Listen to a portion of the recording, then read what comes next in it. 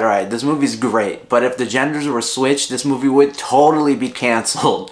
But it works the way it is completely. Licorice Pizza is a love story about a young guy named Gary who's 15 years old, who's a child actor and also a total hustler, who meets this girl named Alana who's in her mid to late 20s, who's working with a picture company who's there to take class photos of Gary's school. Gary's such a smooth talker that he ends up getting a date with Alana, and from there on a love story unfolds in front of us.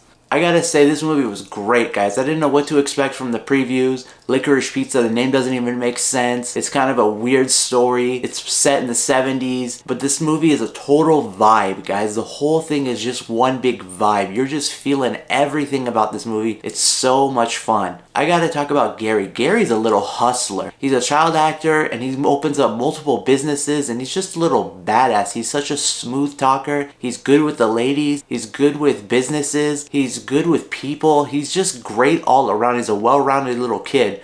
And he's a badass for his age. And I really like that we got to see a window into the belly of the beast of the acting world. I really appreciated that. We get to see him go on auditions, casting calls, when he's performing, working with directors and other actors, just his interactions with other people. It's so interesting to see the way he's treated as an actor versus other people. And then there's Alana, who's a bit of an aloof. Her life has really gone nowhere, and all the time that she's been alive, she's really done nothing until she meets Gary, and then her life really starts to get revved up. He really is the pushing drive that she needs to really take her life to the next level, and they really complement each other. She opens his eyes to new worlds and new possibilities, and he does the same for her at the same time. She takes his ideas and enhances upon them.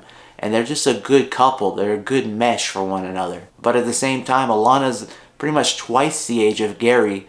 So how is this supposed to work? It's just a crazy little story that we get from these guys. We get an excellent cameo from Sean Penn. He plays an actor as well who's a total weirdo. This guy just goes on a weird rant.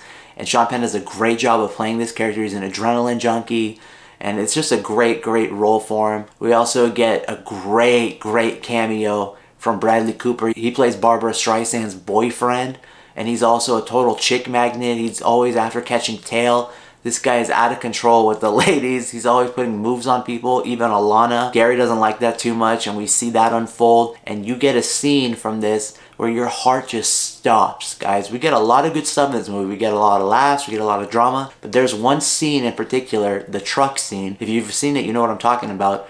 Where your heart is literally in your stomach, guys. You don't know what's about to happen. You're on the edge of your seat. The way they take this moment in the movie and they make you feel what you feel is such a powerful moment. It's such a powerful moment, guys. I can't emphasize it enough. It's crazy, guys. If you've seen it, you know what I'm talking about. You're just on the edge of your seat and you're dying, guys. It's awesome. The only problem I kind of have with it is the time frame. You don't really know how long has gone by in the movie. You can kind of tell a little bit with Gary's businesses. You know that some time has gone by because Gary opens up multiple businesses. So it has to be some time that goes by in between the scenes. But you just don't know how long. You don't know how to put certain scenes into reference in the whole scale of the movie because you don't know how much time has gone by, and it's really jumbled. The directing is really jumbled. It just kind of goes all over the place at times and it throws you off, and I didn't really appreciate that too much. So the directing wasn't that great, but the acting was excellent and the emotional impact that it has on you is very strong. I give this movie a creme de la out of a creme de la creme rating. I had a great time watching it. I was pleasantly surprised. I didn't know what to expect from the previews, but I was given a final work that was super satisfying and I loved watching it. I had a great time. But like I said, it was jumbled. The story was kind of jumbled. The timeline was jumbled a little bit, which kind of detracted from me enjoying it as much as I could. But overall, it's a great movie that you should definitely go check out. Let me know what you guys think of this movie if you've seen it.